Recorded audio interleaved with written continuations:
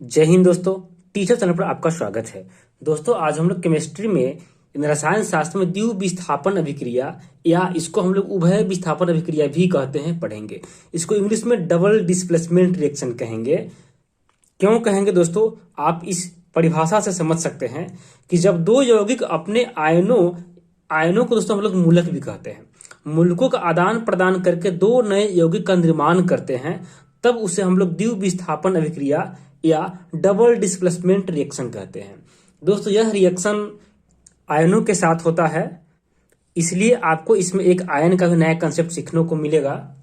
दोस्तों यह रिएक्शन भी बहुत ही इंपॉर्टेंट है। ये बिहार बोर्ड के एग्जाम में पूछ सकता है, 10th वाले एग्जाम में और अदर एग्जाम में भी पूछता है।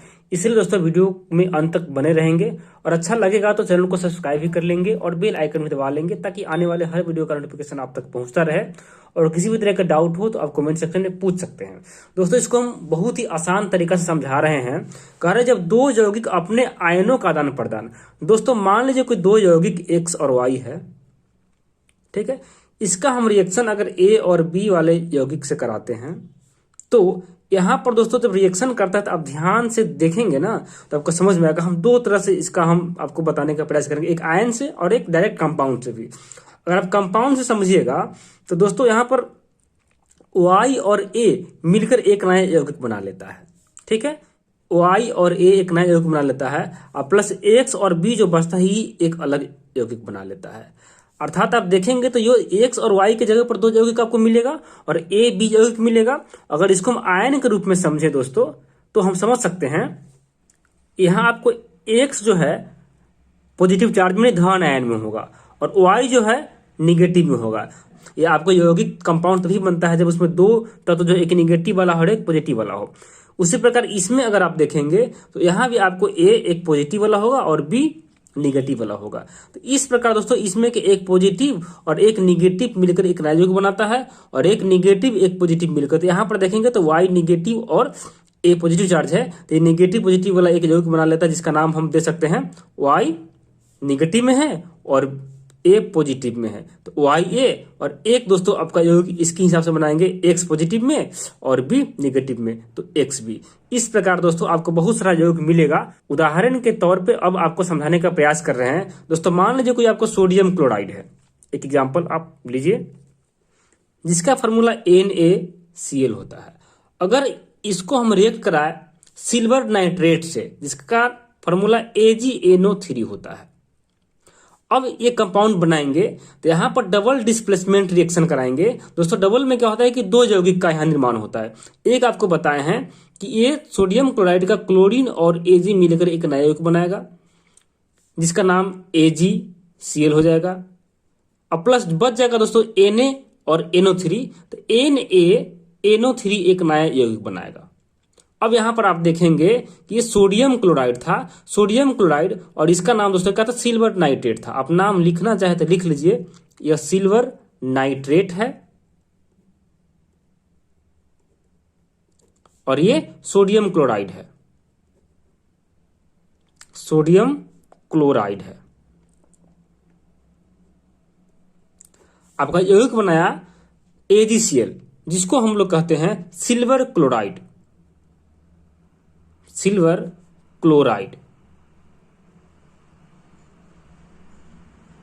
और एक NaNO3 बनता है जिसको हम लोग सोडियम नाइट्रेट बोलते हैं, सोडियम नाइट्रेट हो गया। दोस्तों यहां पर AgCl यानी सिल्वर क्लोराइड जो बनता है एक अवक्षेप के रूप में बनता है जिसको हम लोग इस सिंबल से भी दिखा सकते हैं। अर्थात दोस्तों आप एक एग्जाम्पल देखें तो आपको द्वितीय विस्थापन अभिक्रिया में एक यौगिक बनाने का तरीका पता है कि यहाँ पर क्लोरीन और Ag मिलकर एक नया यौगिक बनाया और NaNO3 मिलकर नया बनाया। अगर इसको आयन के रूप में तोड़ेंगे तो दोस्तों sodium chloride NaCl Na plus और क्लोरीन माइनस में टूटता है। उसी प्रकार आप AgNO3 को तोड़ेंगे तो यहाँ पर Ag प्लस और NO3 माइनस में टूटता है। अब आपको बताए थे जब आप कंपाउंड बनाएंगे दोस्तों ये प्लस वाला और ये माइनस वाला एक नया यौगिक बनाएगा तो NaNO3 बना लिया और प्लस आपका बचा एक माइनस और एक प्लस वाला मिलकर नया यौगिक जिसका नाम AgCl हो जाएगा जो कि ये अवक्षेप के रूप में बनता है। दोस्तों इस प्रकार आप कई एग्जाम्पल देख सकते हैं जो कि यहाँ पर डबल डिस्प्लेसमेंट का है, यानी डबल डिस्प्लेसमेंट का है या द्विव विस्थापन का, यहाँ पे दो यौगिक का विस्थापन हो रहा है। अब दोस्तों यहाँ पर AgCl नया अवक्षेप बनता है, तो एक अवक्षेप अभिक्रिया आपके पास एक नया कंसेप्ट आया। अब पूछ सकते हैं कि अवक्षेप अभिक्रिया किसे कहते हैं। अगर आप इसका डिफिनेशन लिखना चाहे तो आप लिख सकते हैं अवक्षेप अभिक्रिया के बारे में। अवक्षेप अभिक्रिया क्या होता है? अवक्षेप, यहां दोस्तों आपको अवक्षेप अभिक्रिया और द्विव विस्थापन अभिक्रिया दोनों का परिभाषा याद रखना पड़ेगा। आपको अवक्षेप के बारे में बताए तो वो ऐसी रासायनिक अभिक्रिया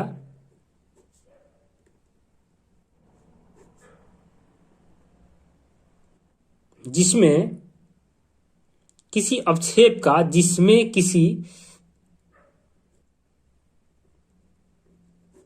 अवक्षेप का निर्माण होता है,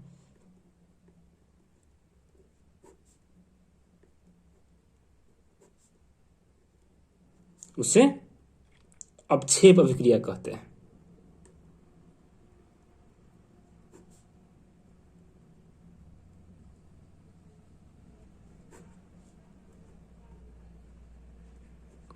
एक आप एग्जाम्पल देखेंगे जिसमें आपको द्विव विस्थापन अभिक्रिया और अवक्षेप अभिक्रिया दोनों को समझाने का प्रयास कर रहे हैं आपको।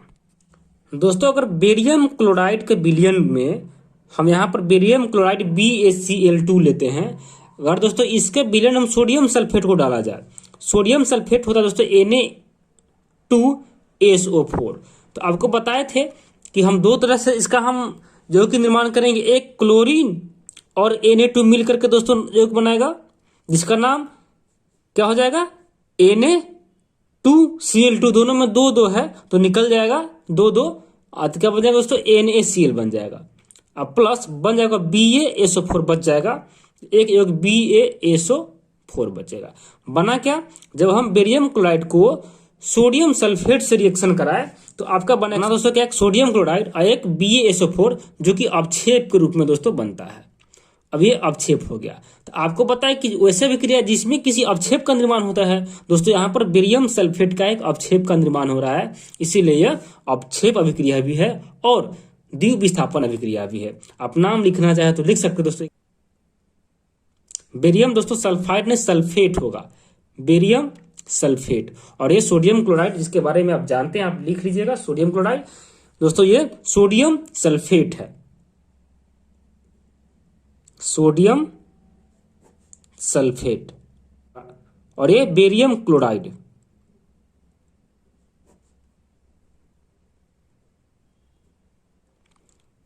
दोस्तों अगर आप इस रिएक्शन को आयन के रूप में दिखाएंगे तो आप आयन में भी तोड़ सकते हैं। आपको यही बताया गया है कि बेरियम जो है दोस्तों ये Ba आयन के रूप में है, जो कि दो पॉजिटिव इस पे आयन रहता है, और प्लस क्लोरीन जो है, आप ऊपर भी देखें क्लोरीन हमेशा माइनस में होता है, तो दोस्तों ये क्या हो जाएगा? माइनस में हो जाएगा। और आगे आप बढ़ेंगे तो यहाँ पर Na2SO4 है, तो यहाँ पर क्या हो जाएगा? Na का दोस्तों ये भी प्लस में होता है, तो Na प्लस में हो जाएगा, और SO4 आपका माइनस में हो जाएगा। इस पर दो चार्ज, ये दोस्तों याद रखना पड़ता है। बेरियम पर 2 पॉजिटिव चार्ज होता है और सल्फेट पर 2 नेगेटिव चार्ज होता है, क्लोरीन पर 1 नेगेटिव चार्ज और सोडियम पर 1 पॉजिटिव चार्ज, इसको याद रखना पड़ेगा। अब आप रिएक्शन कराइएगा तो सोडियम और क्लोरीन 1 नेगेटिव चार्ज और पॉजिटिव मिलकर एक नया यौगिक बनेगा जिसका नाम NaCl हो जाएगा। और बचा आपका बेरियम जिस पर 2 आयन है और सल्फेट बना लेगा BaSO4। अर्थात दोस्तों यहाँ पर आप देख रहे हैं ये 2 NaCl हो जाएगा। ये आपका जो इक्वेशन देख रहे हैं या आपको कहा जाए जो रिएक्शन देख रहे हैं, इसमें जो यौगिक का निर्माण हो रहा है, इसमें द्विव विस्थापन अभिक्रिया और अवक्षेप अभिक्रिया दोनों कंसेप्ट लग रहा है। उम्मीद करते हैं दोस्तों आपको समझ में आ गया होगा। इस प्रकार आप कुछ और एग्जाम्पल चाहे तो बना सकते हैं।